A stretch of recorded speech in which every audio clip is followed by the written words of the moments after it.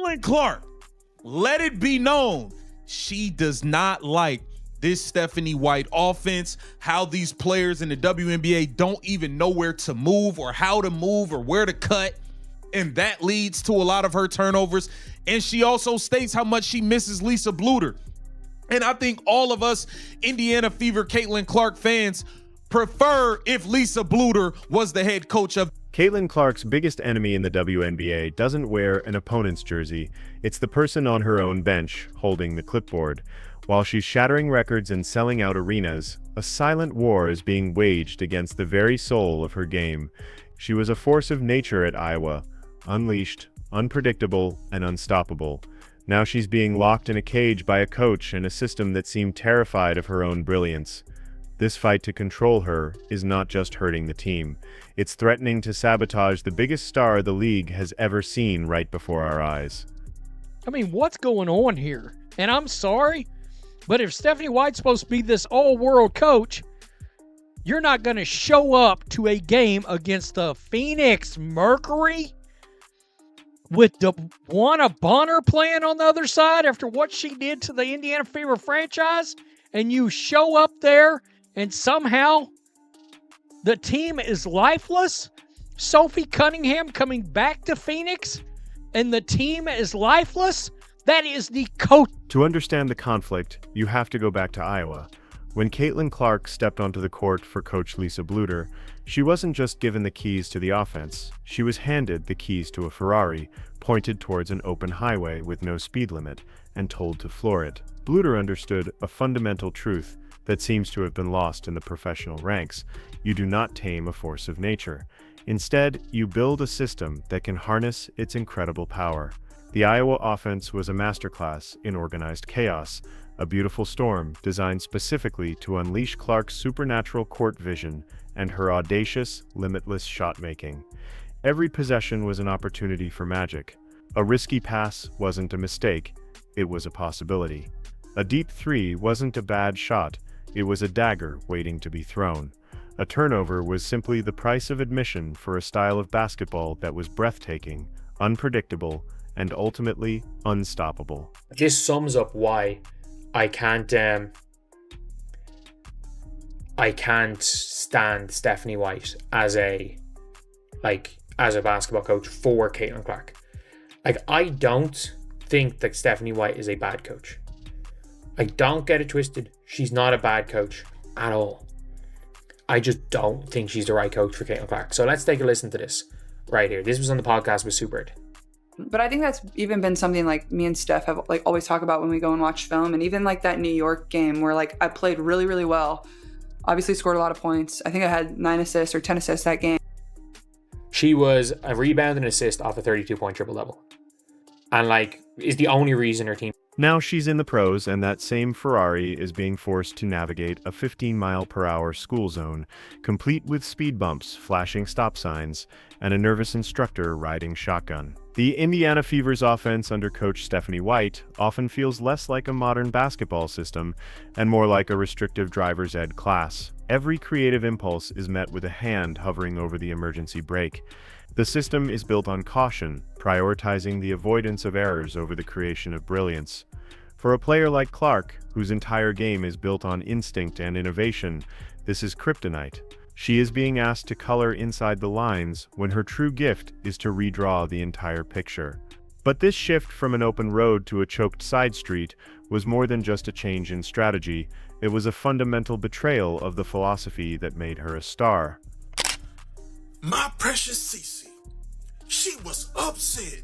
She didn't say nothing, no smiling, walked off, not looking at no cameras. I'm talking about, you can tell it's all on her face. She got it in her mind. But look, I need y'all to understand.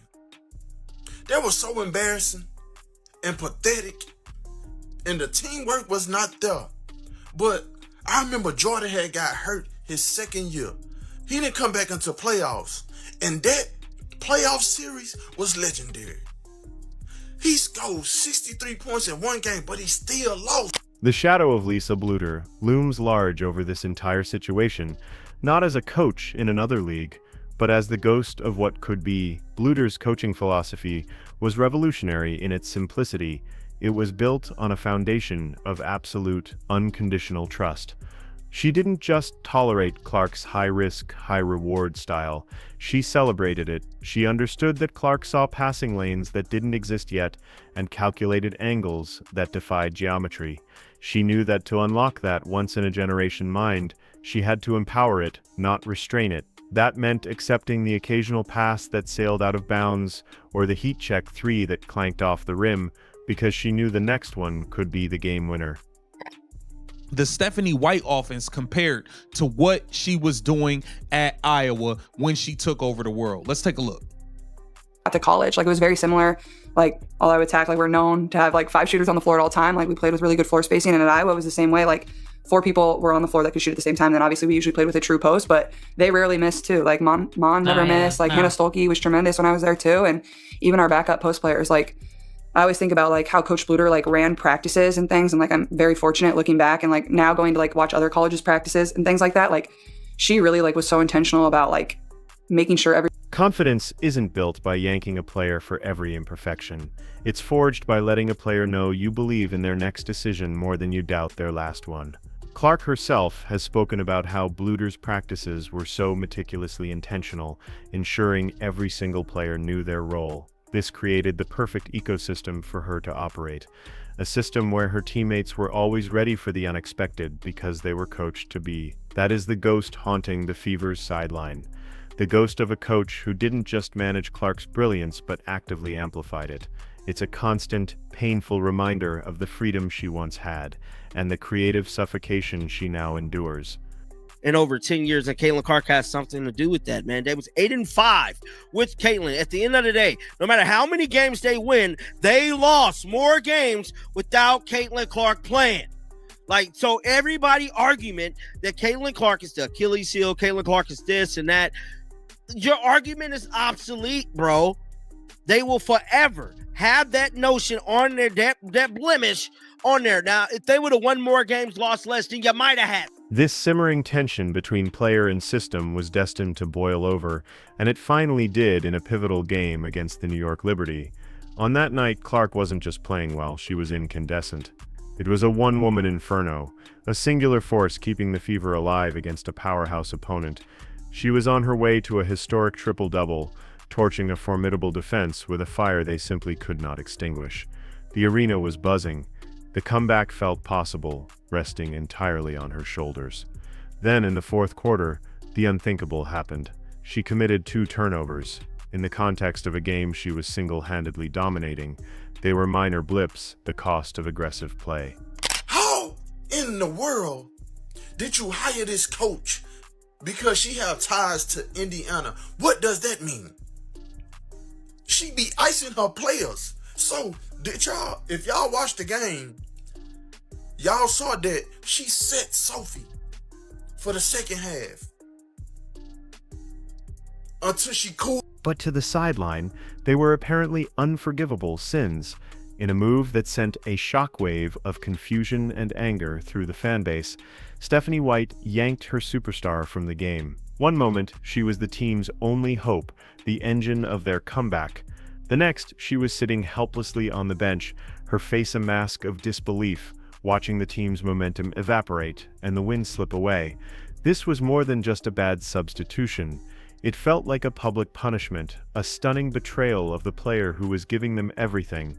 It was a clear, unmistakable message. Your brilliance is conditional and your leash is short. That single decision laid the entire conflict bare for the world to see. Indiana Fever fans, so let's keep it real. Let's keep it 100 like I'm being frank. You hear me? So let me ask y'all again. Is Stephanie White a good coach? A great coach? I'm waiting.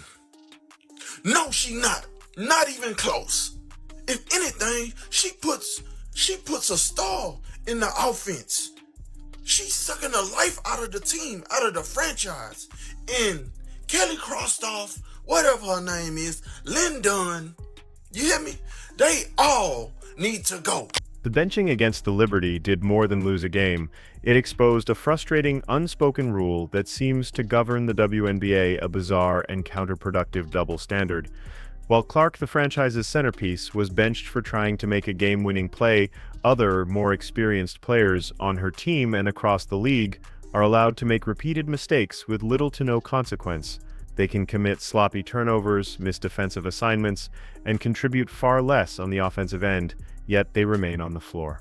It's a baffling hierarchy where veterans are granted the grace to work through their errors, while the generational talent brought in to elevate the franchise is treated like she's on a permanent zero-tolerance probation. Stephanie White. Indiana Fever head coach Stephanie White remains fully confident in her team following Thursday's deflating loss. The veteran coach sent a clear message. It was a 35-point ass-drubbing. It was Deliverance and Ned Beatty.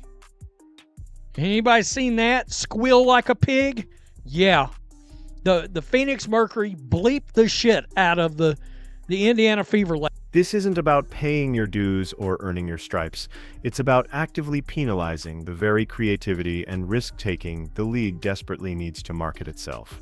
Imagine telling a master painter to stop using bold, vibrant colors because a drop might spill, while simultaneously letting apprentices splash dull paint all over the studio floor without a word. The logic is non-existent. Even worse is the chilling message it sends to Clark and other young, dynamic players. Don't try anything spectacular. Don't push the envelope. Play it safe, run the set, and don't deviate from the script. If you do, you will be sat down, no matter how much the team needs your spark. In the post-game press conference, Caitlin Clark Stephanie White made sure to give out about Caitlin Clark not passing the ball to Dantas. Like, we've seen Damiris Dantas play. She can't shoot. Why would Caitlin Clark pass the ball on an all-time heater to Dantas? This last game this year. Mm-hmm.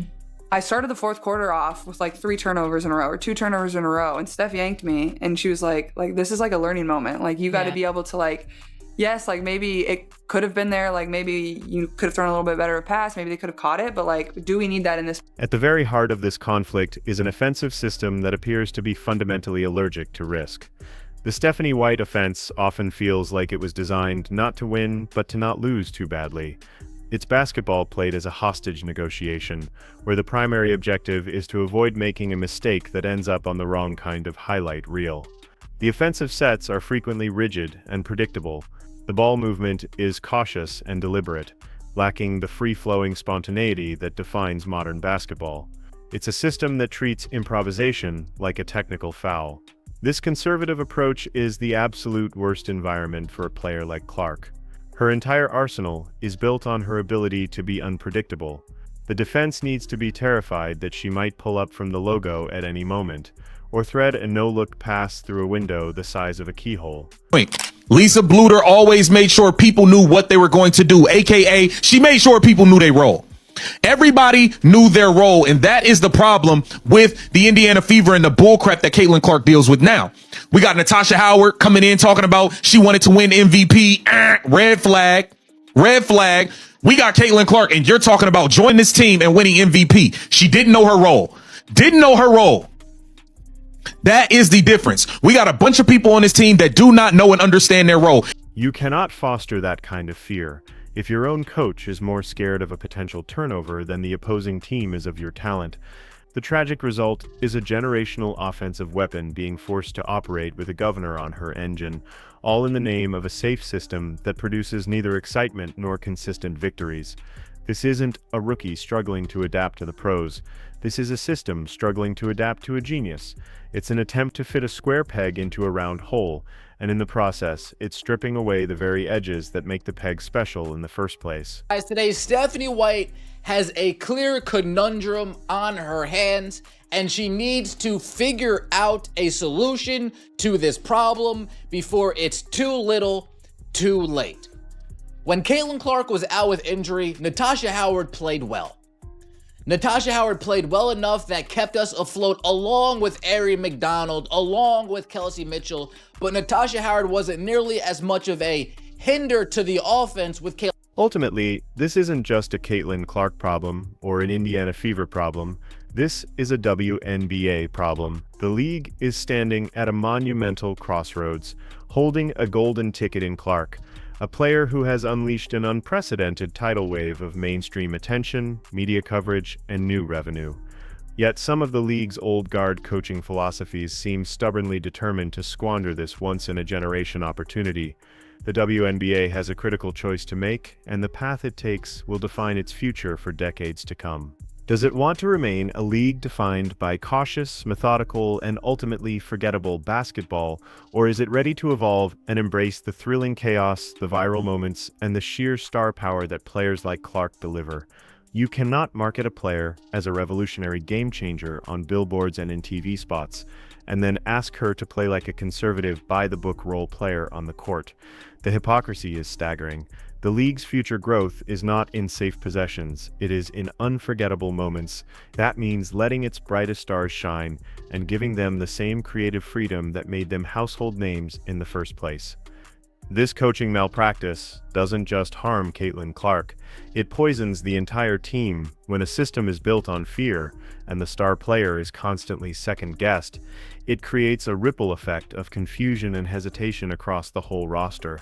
No one knows their role because the roles are constantly shifting based on the coach's anxiety. We've seen reports of players joining the team with individualistic goals, like winning an MVP award, a clear sign that the coach has failed to establish a unified mission centered around their generational talent. At Iowa, every player on the floor knew their primary job: get open and be ready, because Clark's genius would find them. There was clarity, there was purpose. On the Fever, there is chaos, but not the good kind. Players seem unsure whether to cut to the basket or stay put, leading to clogged lanes and mistimed plays. Then, when a pass inevitably goes awry, the blame falls on Clark for being reckless. It's a vicious, self-fulfilling prophecy created by the coaching staff. They foster an environment of uncertainty and then punish the one player brave enough to try and create something within it. The result isn't a team, it's a collection of 5 individuals playing with the constant fear of making a mistake, which is the surest way to guarantee that mistakes will happen. Let's be brutally honest about what's happening here. This is more than just bad basketball strategy. It is an act of franchise malpractice. The organization is systematically killing its own golden goose. The Caitlin Clark effect, the sold-out arenas, the record-breaking TV ratings, the explosion in merchandise sales is not built on safe, predictable basketball. It is fueled entirely by her swagger, her deep threes, her no-look dimes, and the thrilling sense that anything can happen when the ball is in her hands. By coaching that out of her, by conditioning her to fear mistakes and value caution over brilliance, they are actively dismantling the very product they are trying to sell. The true cost of this control isn't measured in a few losses, it's measured in the slow erosion of a phenomenon. You can see the joy being drained from her game, replaced by frustration and hesitation. A confident, fearless phenom is being turned into a careful, timid player. The WNBA was handed a winning lottery ticket, and instead of cashing it in, the Fever's coaching staff seems determined to shred it into tiny pieces. They are sacrificing a potential dynasty for the illusion of control, and in doing so, they are squandering the greatest opportunity for growth the league has ever known. One benching and one broken play at a time. In the end, this silent war is about far more than just a few turnovers or a controversial substitution. It's a profound battle for the future of Caitlin Clark's career, and the future of the WNBA itself. It's about whether the most electrifying and influential player to enter the sport in a generation will be allowed to be the force of nature she is, or if she will be slowly eroded by a system that fears her power more than it values it. The current path is dimming her spark, forcing her to second-guess the very instincts that make her a phenomenon. The league, its coaches, and the entire basketball establishment must decide if they are willing to adapt, or if they will cling to an outdated philosophy of control. Because if they continue to clip her wings in the name of safety, they won't just be losing games, they'll be losing the one player who holds the key to their salvation. And the only question that remains is, will they realize it before it's too late?